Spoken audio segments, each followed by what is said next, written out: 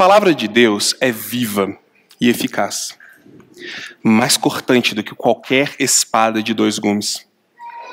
E penetra até o ponto de dividir alma e espírito, juntas e medulas, e é apta para discernir os pensamentos e propósitos do coração. Nós vamos ser expostos como comunidade a essa palavra agora. Eu queria que nós orássemos juntos, você aí no seu lugar, eu aqui, para que o Espírito Santo tenha liberdade de usar esse tempo para penetrar profundo no nosso coração. Pois de que valeria uma manhã fria, um domingo, né? Saímos da nossa casa, todo o sacrifício que isso envolve, e perder o toque do Espírito Santo. Então vamos orar enquanto a gente se prepara para a mensagem, pedindo a Deus que penetre, talvez até o ponto de dividir alma e espírito, mas se não for para ser tão profundo, mas que toque pelo menos um pouquinho, que fale pelo menos um pouquinho. Ó Senhor, nós estamos agora solenemente reconhecendo a autoridade do Senhor, da Tua palavra, do Teu Espírito.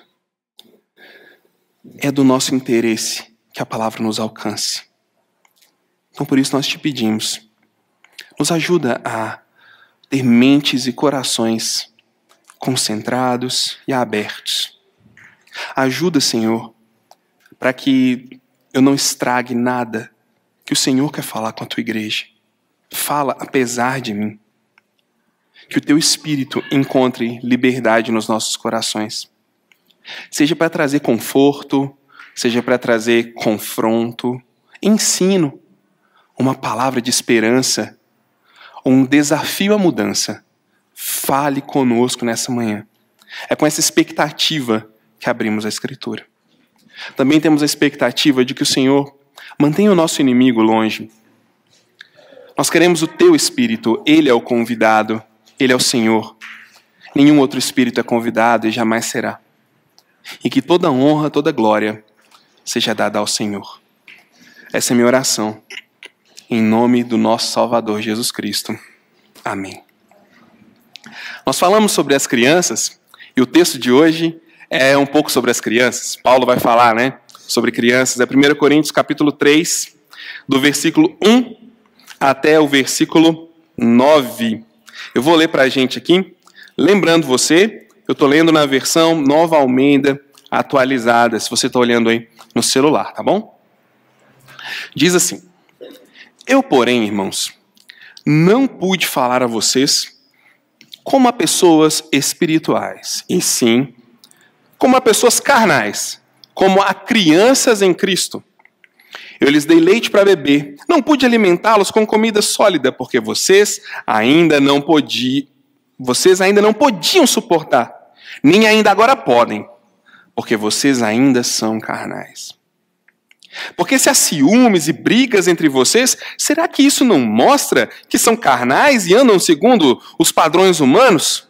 Quando alguém diz, eu sou de Paulo, e outro diz, eu sou de Apolo, não é evidente que vocês andam segundo os padrões humanos? Quem é Apolo? Quem é Paulo? São servos, por meio de quem vocês creram. E isso conforme o Senhor concedeu a cada um. Eu plantei, Apolo regou, mas o crescimento veio de Deus. De modo que nem o que planta é alguma coisa, nem o que rega, mas Deus que dá o crescimento. Ora, o que planta e o que rega são um, e cada um receberá a sua recompensa de acordo com o seu próprio trabalho. Porque somos cooperadores de Deus, e vocês são lavoura e edifício de Deus. O que será que levou Paulo a chamar o pessoal da igreja de Corinto, não um grupo específico, mas a igreja toda, de crianças em Cristo? Porque, de repente, parece que ele dá uma balançada assim no argumento e está chamando o pessoal de crianças. Eu quero definir para vocês aqui alguns termos importantes que eu vou usar bastante durante a mensagem e vão te ajudar. Espiritual. Espiritual vem das últimas pregações. A pessoa que tem o Espírito de Deus.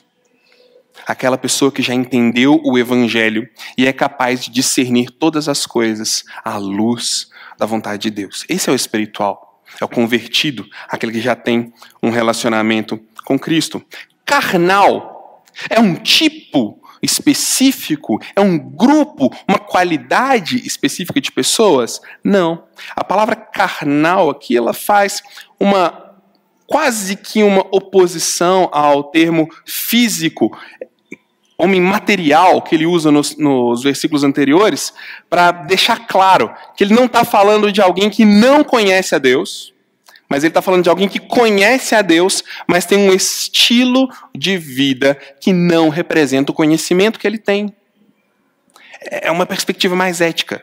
O carnal é aquele que conhece, mas na prática parece que ele não conhece. Crianças em Cristo. O que ele quer dizer quando ele diz crianças em Cristo? É um crescimento paralisado. É bonitinho bebê, não é? É muito legal bebezinho, criança, ver as pessoinhas crescendo. São momentos muito especiais. Mas se para de crescer, a gente já começa a suar frio, né? Você vai lá no pediatra e fala assim, a curva variou 0,0001 para baixo. Você já fala, meu Deus do céu, não está crescendo. Porque se não cresce é um problema. Paulo aqui tem em mente o seguinte, pessoas que entenderam, mas que não estão crescendo, que estão paralisadas. E tem uma razão para elas não estarem crescendo. E leite, o que é leite e alimento sólido? Eu queria que desde já você não fizesse uma distinção entre coisas fáceis e coisas difíceis. Tá bom? Porque é o que normalmente a gente faz. Leite é coisa fácil. Jesus morreu na cruz, Jesus te ama, isso é leite. A escatologia da ribimboca da parafuseta, isso é sólido. Isso aí é uma coisa sólida, né? Muitos espirituais que precisam. Não faça essa distinção, tá bom? Você sabe o poder do leite materno, não sabe? Sabe? Nós estamos aqui, né? Traz vida, traz energia, traz anticorpos. É poderoso. Leite é uma coisa boa. Tem sustância. Alimento sólido também. E em ambos está o Evangelho. Só que em graus diferentes em relação à caminhada, não em relação ao conhecimento. Grave isso. Em relação à caminhada, não em relação ao conhecimento. Então, tendo definido esses termos aqui, vai facilitar a sua vida na hora de eu explicar. Voltamos à nossa pergunta. Por que ele chama esse pessoal de crianças? Se você olhar o texto anterior, ele está falando ali, olha, eu usei muita sabedoria para falar com vocês. Usei muita sabedoria, tem muita coisa envolvida. Vocês não entenderam porque vocês não são espirituais. Quem não entende é porque não é carnal, é carnal. Não está captando a coisa porque o Espírito mostra. Sobretudo para vocês que têm a mente de Cristo. Isso é muito interessante, porque ele termina falando assim, olha, o Espírito nos conhece. O seu Espírito sabe quem você é, você tem reflexividade. Você sabe e você sabe que sabe. Porque nós temos a mente de Cristo. Nós somos capazes de entender qualquer coisa, porque temos a mente de Cristo. Mas para vocês, na hora de falar, eu não consegui falar como se vocês fossem assim, não. Por isso ele chama eles de crianças. É uma maneira dele dar uma puxadinha de leve, assim, na orelha deles. Puxadinha de leve nada, ele deu uma cajadada neles aqui. Ele está chamando eles na responsabilidade. Está dizendo, as coisas espirituais se discernem espiritualmente. Porque o Espírito de Deus conhece Deus, o seu Espírito te conhece, e você tem a mente de Jesus e o Espírito de Deus. Então vocês podem conhecer qualquer coisa. Só que tem um problema. Quando eu vou falar com vocês, eu tenho que falar como se vocês não conhecessem. Tem algo errado nessa equação. Porque vocês têm, mas a prática de vocês demonstra que não tem. Isso é o ponto que você não pode esquecer. Eles têm o Espírito. E a indignação de Paulo, ao pegar pesado com eles, chamando eles de crianças, é porque, como assim? Se o Espírito revela todas as coisas, se vocês têm o Espírito de Deus, se vocês têm a mente de Cristo, mas a vida de vocês está completamente diferente. Então eu não consegui falar para vocês como se vocês fossem espirituais. Eu tive que falar como se fala a crianças. Tem um pouco também de sarcasmo do Paulo aqui. Porque quando o pessoal de Corinto estava criticando Paulo, eles disseram o seguinte: sua pregação é rala demais. Sua pregação parece um leitinho perto da filosofia que a gente está entendendo agora dos sofistas. Sua pregação é muito básica. E ele fala, realmente, decidi nada saber entre vocês, a não ser Cristo e esse crucificado. E eles dizem, pois é, a gente precisa de um grau a mais de intelectualidade. Eu não estou falando com o cristão médio, eu estou falando um cristão de alto nível. Paulo fala, pois é. Vocês que estavam reclamando do leite que eu estava dando, é claro que eu dei leite. Vocês não estão entendendo? Vocês são como crianças. É óbvio, vocês vão ganhar leite mesmo. É alimento não sólido. Ou vocês acham que eu vou dar alguma coisa pesada, bruta para vocês? Não. Vocês estão agindo como pessoas carnais. Irmãos, quando eu falei com vocês, tive que falar como a pessoas carnais, como a crianças em Cristo. Quando ele usa essa expressão, ele remete a uma condição. Ele está dizendo para o pessoal assim, eu vou ter que ensinar para vocês de novo. Vocês têm espírito, vocês já ouviram, mas eu estou tendo que voltar e recomeçar, porque o básico se perdeu, se diluiu. Nessa busca frenética de sabedoria de vocês, vocês acabaram perdendo o mais importante. E eu vou ter que dar leite novamente para vocês. Não é uma maneira de xingar, nem uma maneira de ofendê-los, mas é uma maneira de trazê-los à realidade. Paulo está dizendo assim, desce desse banquinho aí da filosofia e vem cá que eu vou te ensinar de novo. Para com isso. Não é assim não. Peraí, vem cá. Você está parecendo uma criancinha que nasceu ontem. Deixa eu te explicar de novo. O que importa é Cristo e esse crucificado. O autor de Hebreus também fala um pouco sobre isso. Lá em Hebreus capítulo 5, versículo 14, o autor de Hebreus diz, olha, quando vocês já deveriam ser mestres, dominar as coisas, ter uma maturidade espiritual mais profunda, vocês precisam de leite, de coisas ralas. O que está acontecendo? Acordem! Daí eu fiquei meditando sobre isso e pensando, nossa, como que isso se aplica à minha vida? Porque se uma igreja que, Paulo fala lá no início, né, tinha um espírito, não faltava nenhum dom na igreja. Era uma igreja que experimentava o mover de Deus. Tinha gente que estava sendo chamado de criança. Como que eu posso perceber atitudes assim na minha vida? Eu fiquei meditando nisso.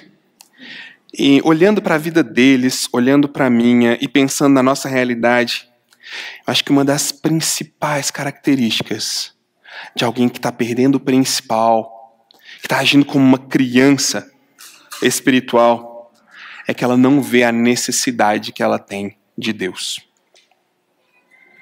Em que sentido? Quanto mais a gente conhece e se aproxima de Deus, acontece algo, mais a gente quer. Mas quando a gente está confortável, tranquilo, sem que nada nos incomode, a gente começa a sentir que está tudo bem. E agora vamos lá. Me diz uma coisa. Quando a gente acha que está tudo bem, é que a gente toma os piores tombos, já percebeu? Nossa, mas estava indo tudo tão bem. Estava tudo tão perfeito, estava tudo tão certinho, de repente acontece alguma coisa. Pois bem, quando estamos nos afastando do essencial e nos deixando levar para esse caminho que eu vou explicar para vocês do que é ser crianças em Cristo, nós paramos de sentir necessidade das coisas de Deus.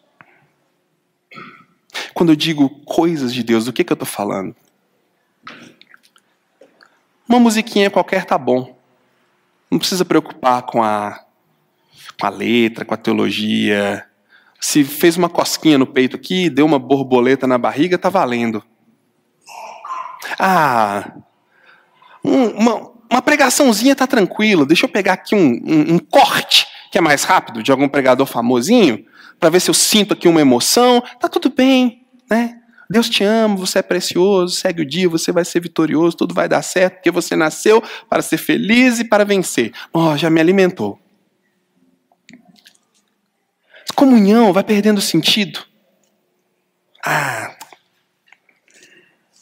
Hoje, não sei.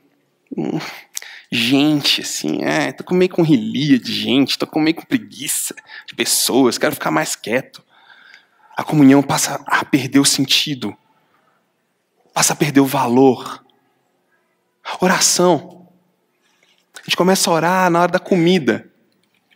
Mesmo assim a gente ora, Deus, limpando a boca, já comeu metade da comida.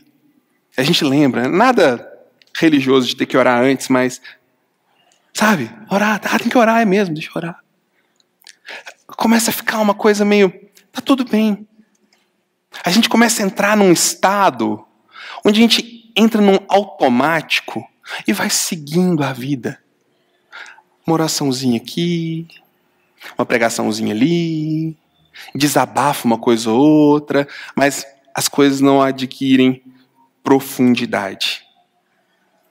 As coisas não ficam sólidas. Isso é um sinal para nós de que as coisas podem piorar. Isso é um termômetro para nós. No caso, aqui em 1 Coríntios, a gente vai ver que as coisas estavam piorando de um jeito muito grave, porque eles estavam se dividindo na igreja, eles estavam brigando entre eles, a coisa estava chegando num nível que já estava balançando a estrutura da comunidade, a ponto do apóstolo ter que gastar 2 cartas, 3 na verdade, uma a gente não chegou até nós, com essa igreja. Pois bem, essas coisas são sinais para nós de que estamos caminhando na direção de agirmos de uma maneira diferente daquilo que está em nós. O que estava acontecendo ali com eles? Paulo fala, olha, eu não consegui falar para vocês como espirituais, eu tive que falar como a pessoas carnais, como a crianças em Jesus Cristo, como a pessoas que têm um espírito, mas se comportam como se não tivessem. Eu tive que dar leite para vocês. Vocês se acham tão sábios, mas a única coisa possível que eu tive que falar, a única coisa básica que vocês tinham que entender foi o Evangelho. E eu bati nessa tecla. E mesmo assim, vocês continuam sem entender. É a dureza no coração que o esfriamento traz. A gente precisa falar disso. Porque isso acontece com você e comigo o tempo todo. A gente fica confortável onde a gente está. E aí a gente para de entender. Para de ter sentido. Talvez teve uma época que você conseguia abrir sua Bíblia e aquilo te dava alegria. Aquilo era bom. Era legal. Mas de repente, nossa. Ou então, fica lá aberto no Salmo 91. Não comunica mais. Talvez teve uma época, isso é para você e é para mim. Porque isso leva a gente onde a gente acha que não pode chegar, mas leva. Talvez alguma vez, orar 5 minutos para você era incrível. Nossa, eu consegui orar 5 minutos. Talvez hoje você pense, o que eu vou falar com Deus? Eu já agradeci pela comida, eu já pedi proteção, né? A menos que aconteça uma desgraça muito grande, aí eu vou ter que orar. São sinais de esfriamento.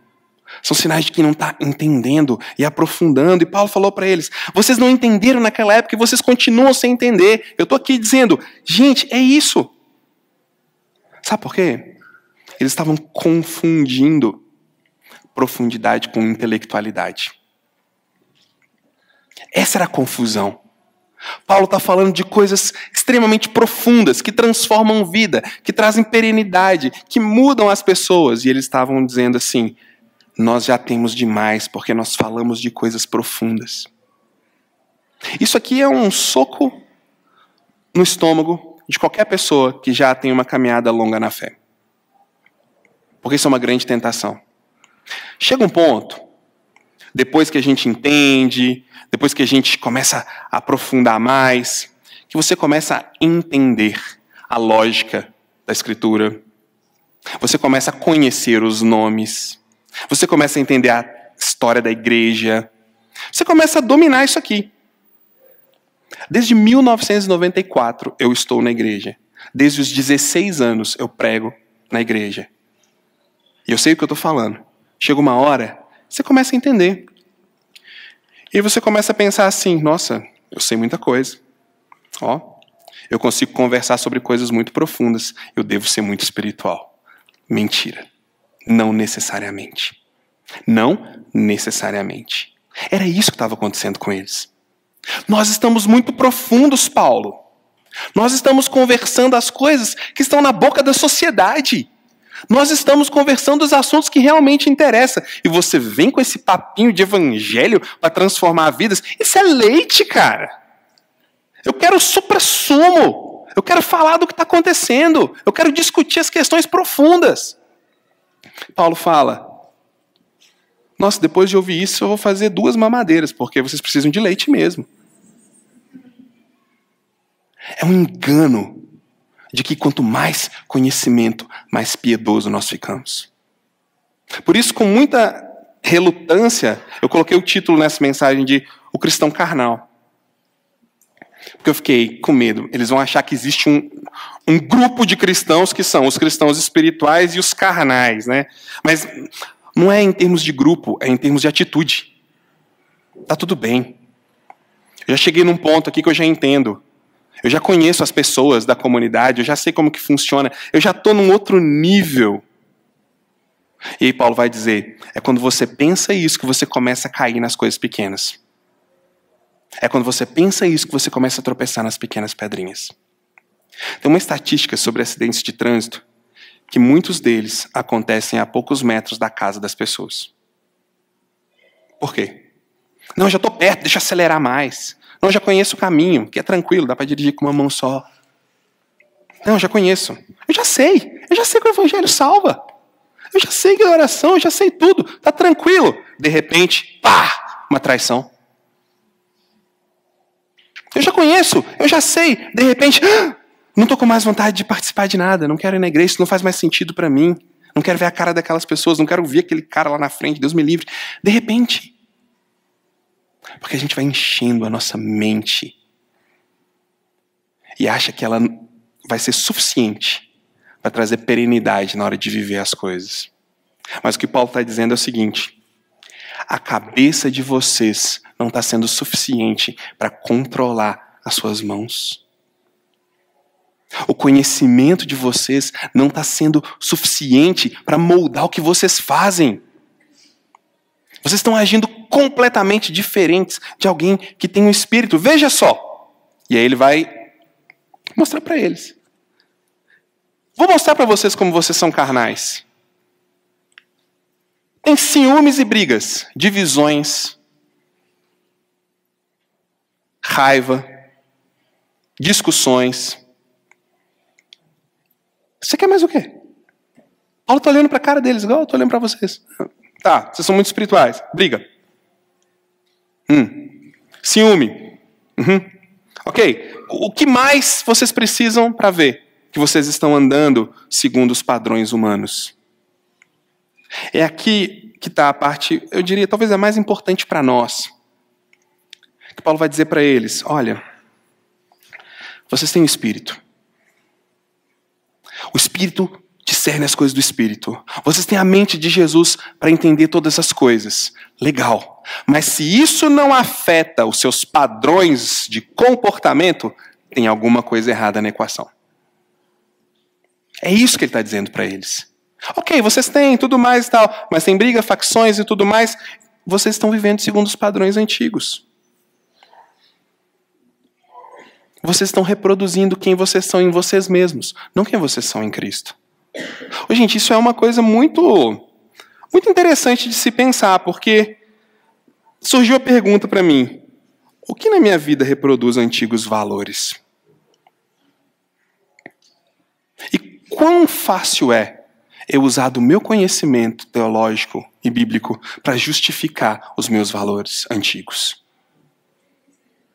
Paulo uma vez falou sobre isso, lá em Romanos. Ele disse assim: então porque eu tenho a graça, deixa eu pecar mais para ter mais graça. De modo nenhum. De maneira alguma. Porque eu morri para a carne e estou vivo para Cristo. Essa é a obra da graça. Os coríntios vão dizer em outro texto aqui, nesse mesmo argumento: Paulo, é o seguinte, a comida é por estômago, então os meus órgãos para relações sexuais são para isso mesmo. Vamos lá. Paulo vai dizer: loucura. Loucura, porque vocês foram comprados por preço e agora o corpo de vocês deve glorificar a Deus. Olha só, não existe nenhum fator de colaboração minha na minha salvação. Mas a minha salvação muda muitos fatores na minha vida. E é isso que Paulo está lembrando para eles. Paulo está lembrando alguém que tem o Espírito, que tem a mente de Jesus, alguém que consegue discernir todas as coisas. O mínimo que eu posso esperar é um julgamento diferente da realidade. Lembra de semana passada? Aquele que tem o Espírito julga todas as coisas. Paulo está dizendo para eles: eu espero um julgamento diferente da realidade. Eu acho que é aqui que tem uma cilada, para mim e para você. É uma conversa bem íntima a nossa pregação hoje, tá? Para nós. É aqui que eu acho que a gente se embola um pouco.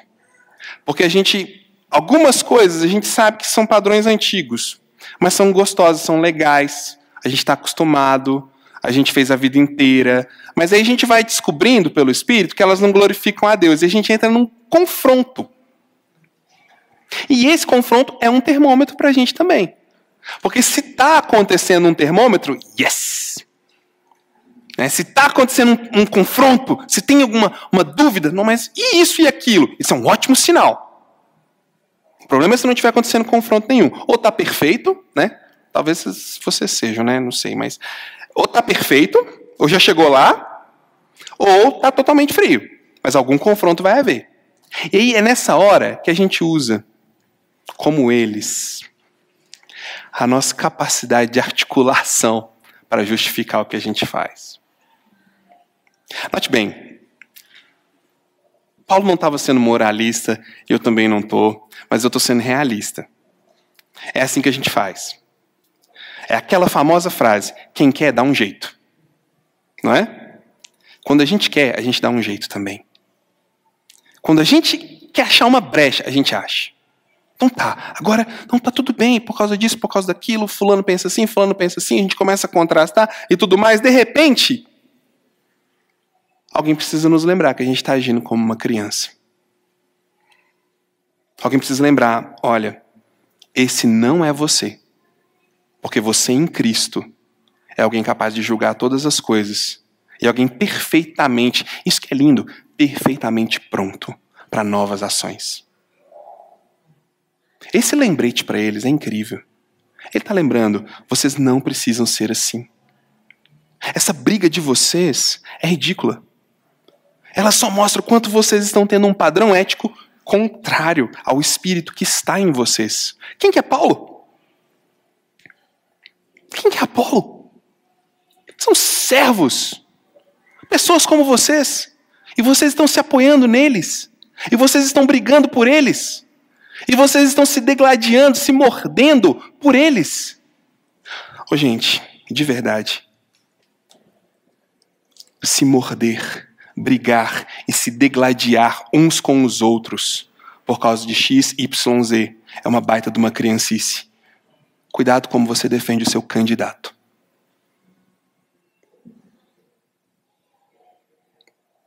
É isso que Paulo está dizendo para eles. Mas para nós, é nisso.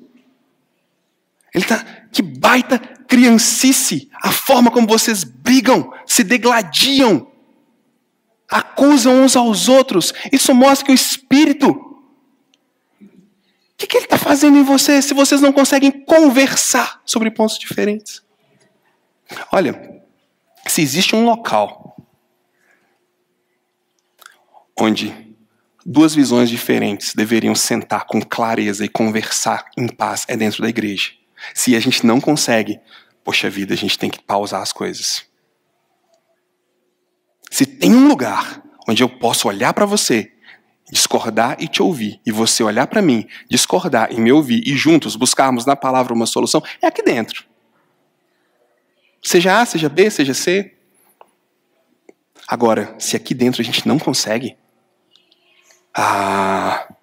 se Paulo estivesse aqui, eu acho que ele usaria as mesmas palavras para a igreja num contexto maior. Não vou falar para vocês, mas para a igreja num contexto geral. Sinais de maturidade. A maneira como conseguimos conversar sobre posições diferentes mostram o efeito do evangelho na nossa vida. Rafael, mas por que você está falando disso? A igreja não é apolítica? De forma nenhuma. A igreja é apartidária. Mas ela deve conversar sobre política em paz, com graça, sem se degladiar, sem brigar, sem comer uns aos outros. Eu acho que essa é uma boa aplicação para nós, pelos próximos dias. Agora, se não estiver acontecendo nenhuma briga, se as coisas estiverem super tranquilas aí com você, na sociedade, aí você esquece o que eu falei. Vamos continuar o texto aqui, então. Quem é Apolo, quem é Paulo? São servos por meio de quem vocês creram. São pessoas que Deus usou para trazer o evangelho na vida de vocês. Ponto. São instrumentos que Deus usou para mudar a vida de vocês. Só. Ele vai dizer, um regou, outro plantou, outro chegou ali uma terrinha, mas o crescimento veio, e ele usa um tempo para o veio, que é o seguinte, não é uma ação pontual, mas é uma ação que começa e continua. O crescimento veio e continua vindo. De Deus. Tem uns insights de tanto carinho no pensamento de Paulo, que a gente acha que ele está querendo apontar o dedo na cara das pessoas, que ele está ali, você é cristão. Não é isso. Ele está tentando desesperadamente trazer o pessoal para o que eles são. Ele está vendo o barco perder o rumo assim, ó, e está tentando, gente, é aqui. O crescimento veio e ainda está aqui, ó. Está acontecendo. Tem uma coisa que eu preciso falar mais para mim, e talvez você precise falar mais para você. Deus não terminou ainda. A obra que Ele começou na sua vida ainda não terminou. O crescimento veio e continua vindo na sua trajetória, no seu processo, nas áreas que você está lidando. Ainda existe uma fonte a jorrar para o nosso crescimento. E a gente precisa lembrar disso. Existe um inimigo, o acusador, que vai dizer para nós, não tem mais jeito. De novo? De novo? É isso que um filho de Deus faz? É assim que você que está lá na igreja, ouvindo, e agora você faz isso? Esse não é o Espírito de Deus, esse não é o apóstolo Paulo, esse não é Jesus Cristo, esse não somos nós. Porque o que o Espírito de Deus está dizendo é, vocês ainda têm tempo e espaço para crescer. A gente viu isso com Paulo lá no capítulo 1. O crescimento veio e continua vindo exclusivamente de Deus. São servos por meio de quem vocês creram, e isso conforme o Senhor concedeu a cada um. Eu plantei, Apolo regou, mas o crescimento veio de Deus. De modo que nem o que planta é alguma coisa, nem o que rega, mas Deus é tudo nesse processo. E ele vai concluir lá no final, porque vocês são lavoura e edifício de Deus. Quando ele fala, nem o que planta, nem o que rega, ele está dizendo, não são nada. Não, ele não está menosprezando alguém que vai lá e te lembra que Deus não acabou ainda. Alguém que vai lá e te lembra, você não é isso, você tem um Espírito de Deus, existe outro caminho. Ele não está dizendo que isso não vale nada, que eles têm que desconsiderar. Ele está dizendo, eles são instrumentos de alguém muito mais interessado na sua vida, Deus. Ele está falando, abram os olhos e vejam, Deus usa pessoas para ir até você, para te trazer de volta. Ou você vive muito bem sozinho? Ou você não precisa de ninguém para te falar algumas coisas, para te confrontar, para te consolar às vezes. Nós precisamos de alguém que vai lá. E é um instrumento de Deus na nossa vida. Às vezes é um abraço, às vezes é um olhar, às vezes é uma palavra dura. Difícil. Mas sempre há alguém. Porque Deus usa pessoas para cuidar de pessoas. É isso que Paulo está lembrando. Gente, para de brigar. Vocês estão perdendo a essência, que é cuidado. Vocês estão perdendo a essência de que tem um Deus que olha para isso aqui como uma grande lavoura e usa as pessoas para cuidarem umas das outras, para que a colheita seja grande. Para que haja fruto. Que oportunidade. Que oportunidade poder ter alguém que olha para nós com misericórdia e estende a mão. Todo mundo poderia contar uma história que tomou um dedo na cara, que foi humilhado, que foi julgado. Mas as histórias de mãos estendidas, de abraços, de cuidados e de poucos julgamentos, elas são bem menores, não são? Que droga. É isso que Paulo está falando. Não era para ser assim no povo de Deus, porque vocês têm um espírito e a mente de Cristo. Era para estar todo mundo cuidando uns dos outros, porque vocês são instrumentos na mão do dono da lavoura.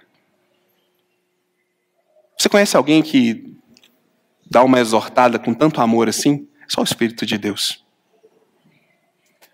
Ele está lembrando, pessoal, olha para quem vocês são. Vocês têm um espírito. Cuidado. Vocês podem conversar, mas cuidado, vocês vão se morder, se destruir, viver brigando um com o outro. Isso mostra carnalidade, criancice. Para! Olha para as pessoas como instrumentos de Deus.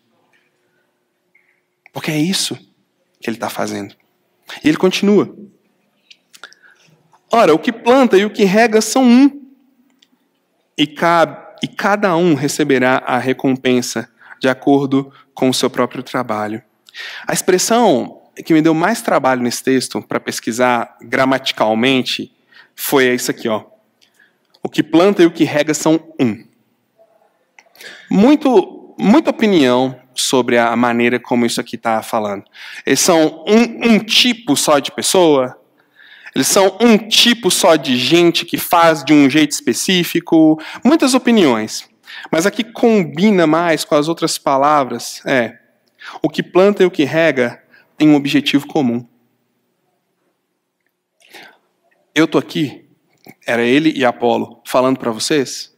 Apolo está ali, poderoso nas Escrituras, ensinando para vocês. A única coisa que a gente quer é ver Deus dando crescimento. Ah, mas Paulo tinha esse espírito mesmo? Ah, se você andar um pouquinho mais para frente, você vai ver o apóstolo Paulo falando assim: eu fiz de tudo com todo mundo, para que todo mundo entendesse o evangelho. Eu me esmurrava, era difícil, acabava comigo mesmo, mas eu não conseguia, porque eu quero chegar a todo mundo. Nós vamos chegar nesse texto. Então, está todo mundo trabalhando na lavoura de Deus como um instrumento, com o único objetivo: ver Deus dar o crescimento, ver Deus cuidar, ver Deus proteger. E cada um receberá a sua recompensa de acordo com o próprio trabalho. Ele fecha o pensamento dele voltando lá em cima, na responsabilidade individual. Paulo é Paulo, Apolo é Apolo, vocês são vocês. Deus está trabalhando no meio de vocês. Cada um tem a sua responsabilidade individual diante de Deus. Como ele fala lá em Romanos, capítulo 14, versículo 12. Cada um prestará contas de si mesmo a Deus. Poderia ser fácil dizer, não, eles têm um único objetivo, buscar a recompensa. Isso não faz sentido no pensamento de Paulo. Primeiro, porque ele está ali, não foi porque ele quis, foi porque ele foi chamado.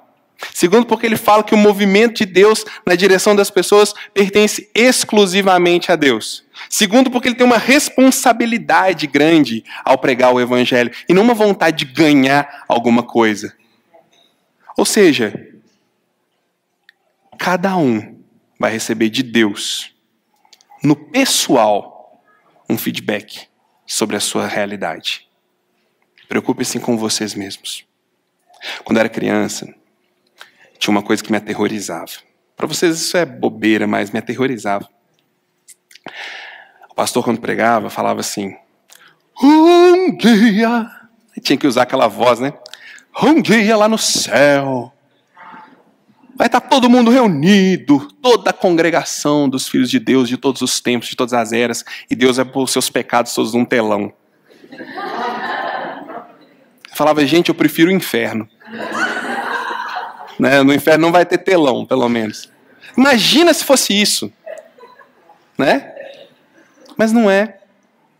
Deus pega os nossos pecados e afasta dele como o Oriente dista do Ocidente. Esquece deles, jogando eles no fundo do mar. E se Deus tiver que ter uma conversa conosco sobre a nossa vida, é olho no olho e cheia de graça, cheia de paz. Porque está acontecendo uma coisa aqui agora que a gente não pensa nela. Talvez você nunca pensou. E eu vou usar esse exemplo para você não esquecer mais de que a nossa conversa com Cristo vai ser cheia de graça. Você já viu casos de pessoas que se acidentam ou que são vítimas de algum crime cruel com algum instrumento e depois elas não podem nem ver aquele instrumento? Por exemplo, ela se cortou com uma faca e ela vê faca, ela já sente uma coisa ruim. Sofreu um acidente de carro e aí fica com medo de dirigir, né? Teve um irmão uma vez que se acidentou aqui na porta da igreja com uma lixadeira. Coitado, não pode ver uma lixadeira. Agora ele não pode ver mais, não.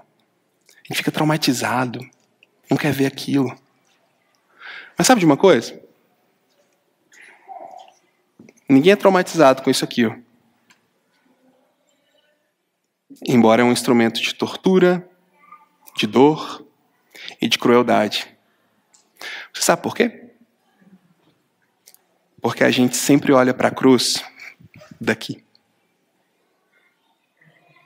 A gente nunca teve a visão daqui.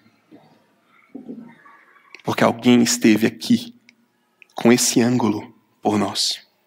A gente olha para a cruz lá. A gente olha para a obra que aconteceu na cruz. A gente vê a cruz como um acontecimento distante. Porque a gente não esteve lá. Por isso ela não nos traumatiza. Por isso ela não nos ofende necessariamente. Mas alguém já esteve lá. E se alguém já esteve lá por nós, cá entre nós, Deus precisa de telão? A cruz é o telão de Deus, pessoal. Os pecados já foram expostos. Já foram revelados para toda a humanidade na cruz. É ali o telão onde o seu e o meu pecado é exposto na vida de Jesus Cristo. Por isso a gente pode ter confiança que Ele não acabou com o que está fazendo na nossa vida ainda. Por isso a gente pode ter confiança que você pode ser um instrumento na minha vida, eu na sua e na nossa vida. Por isso a gente pode ter confiança de conversar abertamente quem a gente é, o que a gente acredita, em paz. Porque a cruz já expôs, porque a cruz já pagou. Então eu vejo a preocupação do Paulo dizendo: ô gente, vocês não são isso. Vocês não precisam brigar tanto. Isso é carnalidade. Isso não condiz com a obra que Deus está fazendo na sua vida. Olha só, quanta oportunidade. Porque Deus olha para vocês como lavoura e como edifício. Ele cultiva e mantém de pé. Se você já teve a oportunidade de ver ou de trabalhar numa lavoura, não tem feriado. As plantinhas não esperam, porque é domingo e a gente só joga água nelas na segunda-feira. Se elas estão prontas para a colheita, se a gente não pega, ela estraga. Um edifício não se mantém de pé sem uma intencionalidade estrutural. E Paulo diz: vocês são a lavoura de Deus, não tem feriado para Deus com vocês. Ele está engajado com vocês, para que vocês sejam uma boa colheita. Vocês não precisam ter medo de cair, porque Ele está se esforçando na cruz. Agora, através do Espírito dele, para que você se mantenha de pé. Poxa vida, quanto amor e quanta paciência. Quanta graça na vida dessa igreja. Porque, gente, para nós, ser estúpido, ignorante e apontar o dedo na cara das pessoas e falar o que tem que ser feito e não ter empatia e não entender o que o outro está sentindo, isso é fácil para a gente. Basta ser casado, brincadeira. Isso é fácil para nós. A gente faz isso natural. A gente faz isso o tempo todo. Mas parar e ser lembrado de que há um espírito intencionado e engajado para que a gente tenha comunhão, paz. Para que a gente seja lembrado de que a obra de Deus está acontecendo ainda. Para que a gente seja lembrado que é você que Ele vai usar para cuidar da vida do outro. Isso é uma obra espiritual. Isso é uma obra de Deus. E graças a Deus por isso. 1 Coríntios capítulo 4, versículo 7, nos diz o seguinte: pois quem é que faz que você sobressaia? E o que é que você tem que não tenha recebido? E se o que recebeu, por que se gloria como se não tivesse recebido? 2 Coríntios capítulo 4, versículo 7 agora. Temos, porém, esse tesouro em vasos de barro, para que se veja que a excelência do poder vem de Deus e não de nós. Paulo está se esforçando para lembrar a igreja de que Deus já fez algo e que aquilo é uma loucura o que eles estão vivendo e que eles não precisam estar ali. O vaso de barro, gente, somos nós. Se você olhar para a minha vida, para a sua vida, a gente é cheio de nós mesmos, a gente é cheio de maneirismos, cheio de vontade, cheio de coisa, a gente quer elevar o nosso nome, a gente quer discutir, a gente é um vasinho de barro, é só dar uma cutucada e a gente já quebra, já fica, injuriado. Mas foi nesse lugar que Deus colocou a sua graça, o seu Espírito. Foi por essas pessoas que Cristo morreu. Não foi por vasos de ouro, brilhantes e perfeitos. Foi por gente igual você, igual a mim, que Ele fez isso. E na hora que o processo fica difícil, na hora que as nossas criancices, as suas e as minhas, elas começam a aparecer, porque todo mundo é criança em algum ponto. Na hora que isso começa a aparecer, a gente tem que ser lembrado. Tem espaço para a gente não se morder a ponto de nos destruirmos. Tem espaço para a gente se cuidar. Tem espaço para o Espírito atuar. Deus está engajado em nós, como um agricultor e como um construtor de edifícios, focado na colheita, focado na sustentação. Que esperança a gente tem? A gente pode dizer que fizemos alguma coisa para nos sobressair? O que a gente tem que a gente não recebeu? Essa é a esperança, gente. O Espírito está em nós. E se o Espírito está em nós, a vida vai ser diferente. Nós vamos julgar todas as coisas. E isso vai aparecer numa vida diferente. Não diferente daquelas que a gente vê no Globo Repórter, mas diferente, que glorifica a Deus. Se o Espírito está em nós, se a mente de Cristo está em nós, nós podemos conversar. Mesmo que discordemos, nós temos algo comum. E a igreja vai ser um ambiente para qualquer tipo de conversa. Se nós temos o Espírito, nós vamos acreditar que Deus atua na sua vida e na minha através de pessoas. E nós vamos confiar que Ele é o agricultor, que Ele é o construtor, que está nos carregando como um vasinho de barro, mas é Ele que protege esse barrinho. Eu só posso pedir a Deus que nos dê esperança com isso. Vamos orar? Senhor Deus, Pai, renova a nossa esperança de que existe um tesouro nesse barro que somos nós, literalmente pó, destinados a voltar para o pó. nos lembra disso. Ó Senhor, nos dá a esperança de que podemos crescer, nos desenvolver.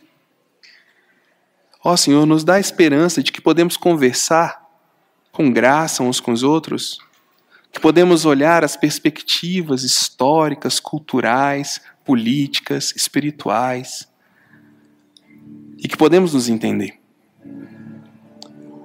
Eu te peço que o Senhor nos dê confiança de que o Senhor vai usar pessoas para cuidar de nós. E, ó Deus, de todas essas coisas, fortalece a convicção, porque nós vamos precisar dela daqui a pouco, quando o pecado bater na nossa porta, de que o Senhor não terminou ainda e que ainda existe esperança para nós. Louvado seja o Senhor. Essa é a minha oração em nome dele, o nosso Cristo. Amém.